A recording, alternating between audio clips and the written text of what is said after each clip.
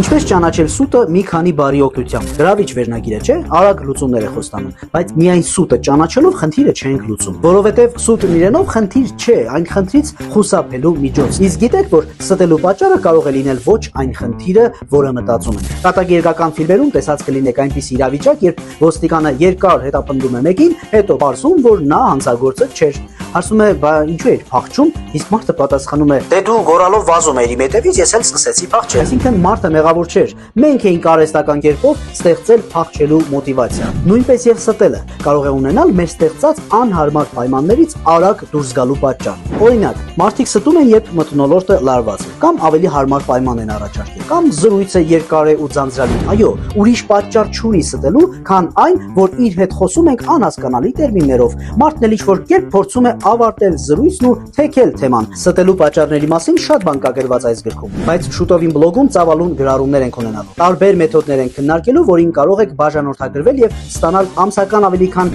300,000 դրամ արժողության տեսադասեր եւ կրթական թեմայով գրառումներ, վճարելով ամսական ընդամենը 780 դրամ։ Հա, իսկ սա իմ երկրորդ գիրքն է։ Կոչվում է Ճիշտ խոսքը գրպանումս։ Արժեքը 7500 դրամ է, իսկ իմ բլոգի բաժանորդագրվածների համար 5500 դրամ։ Բլոգի հղումն էլ կտեղադրեմ գրառման մեջ եւ մեկնաբանություններում, որպեսզի հասցնեք բաժանորդագրվել։